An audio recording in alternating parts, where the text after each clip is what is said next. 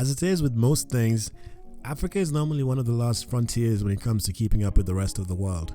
This, however, also applies to gaming and anything related to it. The issue of servers has been a big one for online gaming in the continent since it became a viable option a few years ago. But that being said, there's a ray of hope not just for gaming, but other web-based services that might want to utilize this new development. Hello everyone, my name is Victor and welcome back to the Height Above Sea Level gaming channel. Before I begin, make sure to follow my Twitch at Height Above Sea Level. I play mostly Apex Legends and Overwatch. I stream on Tuesdays, Thursdays, and sometimes on the weekends, so remember to turn on notifications so you don't miss a thing. Recently, Apex Legends came out with Season 5, which included servers for the Middle East region. This came closely behind Overwatch, who also revealed they will have servers in the Middle East that would reduce ping significantly for players in that region. But what does this mean for Africa? Well, for one, the Middle East is much closer to Africa, especially for players in East and parts of North Africa, so those guys also will have lower ping as well. This makes gaming a much smoother experience even if it's only for such a number of games. Does it mean that all of Africa's servers problems are fixed? Not really, but the difference is significant enough to warrant praise to the developers of these games. Here's some of the pros and cons Middle Eastern servers will have for African players.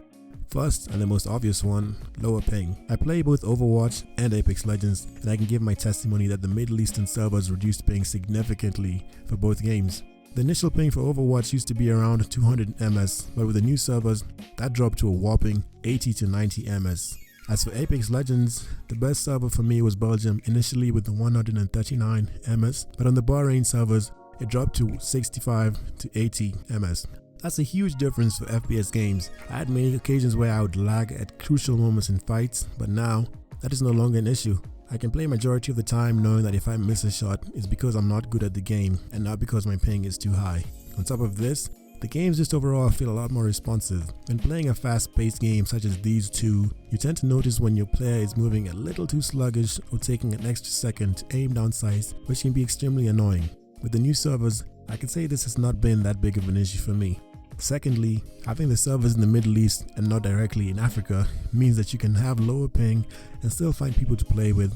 Eat your cake and have it, so to speak. It's a well-known fact that despite having some interest in gaming, the player base in Africa is way too small to reliably fill lobbies, especially for games like Apex Legends that require 60 concurrent players to run. With the servers based over in Bahrain, the player base is big enough to provide lower queue times than they would have been had they been in Africa.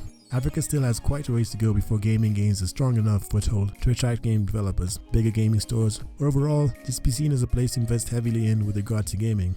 If you want to check out a comprehensive video on why I believe African gamers might have to wait a little longer for some good news, be sure to check out my other video called Bad News for African Gamers. It's going to be a long day, kid boys. You should see the link on your screen right now, and I've also made sure to include it in the description below.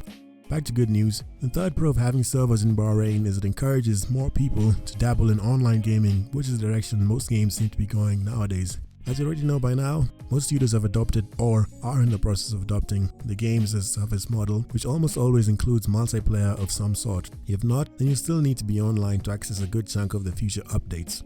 What this means for Africa is by already having servers in place that are close to home, there's one less barrier to entry. Therefore, should there be a surge in interest sometime in the future, groundwork would have already been laid and you can hit the ground running. It's a long process that will take time and a lot of patience, but it's better to have it there now rather than having everything ready but not having good servers to play on. I doubt there are many games being developed on the continent that can be played online by many people, but should anyone consider attempting to create one, it could also serve as another hurdle removed from their path.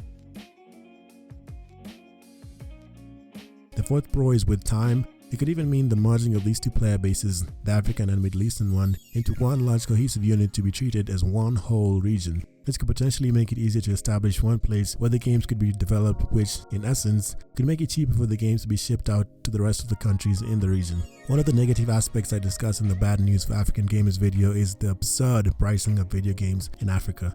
Games sometimes more than double in price because they have to be shipped from far away, not to mention the fees the stores have to pay as rent just to stay open, and at the end of the day, the game is the one who suffers the most. If the Middle Eastern region combined with Africa to become one large market, Africa most likely would be the biggest benefactor out of everyone else.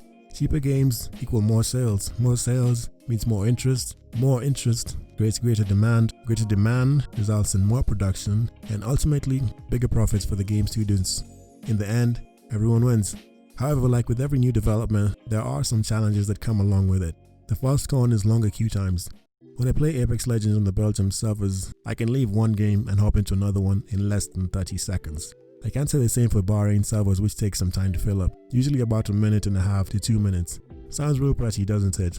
Maybe. Regardless, it's something to consider, especially if you're someone who doesn't get to game very often or only has a few hours a week to spare, so they want to make the most out of whatever time they have. I get that. Life happens, and sometimes your priorities change. It's for that reason I think the longer queue times might be a deterrent for some people when deciding which server to play on. Do you choose higher ping but lower wait times, or lower ping and play fewer games? Decisions. And that's not even taking into consideration ranked games. Ranked sometimes has less than 10 players even after waiting about 5 minutes for the lobby to fill up. If you're someone who likes the competitive aspect of gaming, then the Middle Eastern servers will prove to be a little more of a hassle. As for Overwatch, the queue times are a little more similar to that of servers in the other regions. DPS queue times usually hover around 8 to more than 10 minutes. The support category is almost always around 3 to 5 minutes, while the tank category is usually 3 minutes or less.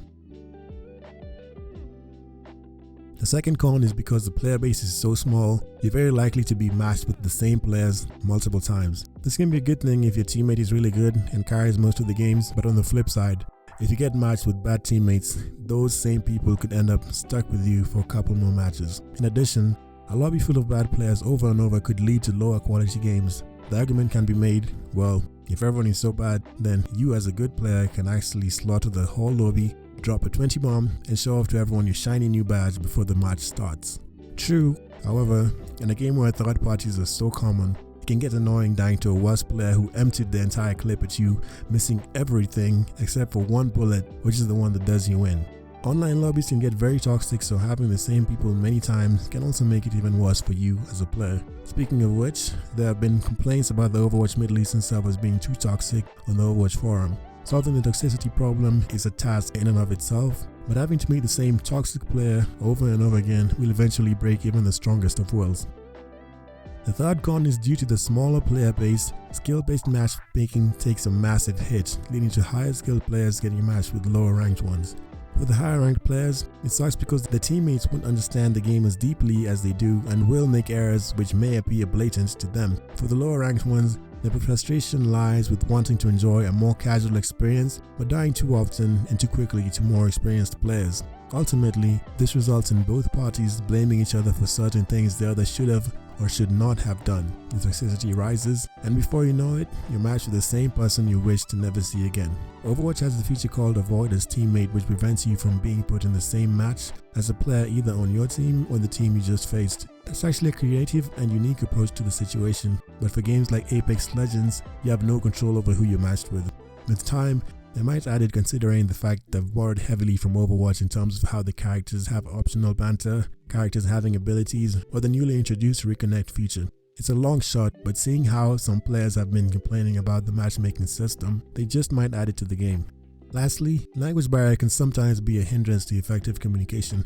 Now, I'm not saying this is a problem unique to Middle Eastern servers. I've played on EU with French, German, and Russian players whom I could not understand, but this is still something to be considered when playing on those servers. A huge chunk of the player base speak Arabic and a couple of languages from India, making it harder to communicate with the players if either you don't know those languages or they don't know English. To give credit where credit is due, some of them do know English, but it's only conversational. If you're a seasoned gamer who likes to give call-outs, they may not understand you. Overall, I still believe Middle Eastern servers solve the server issue for gamers in Africa. The pros, in my opinion, outweigh the cons that can be patched up at a later date. Right now, the biggest thing is to lay the groundwork, then build up from there. What you guys think? I know some of you may not be from Africa, but I'd still like to hear your opinions on this. Are the cons enough to make African gamers reconsider playing on the Bahrain servers? What do you think about merging the two regions into one to create one large market? Let's talk about it in the comments below. Also, be sure to follow me on Twitch at Height Above Sea Level, see what it's like to game on those servers live, and be sure to like the video and subscribe to the channel. It really helps out. That's all I had for you guys. Thank you so much for watching, and as always, from me to you, deuces.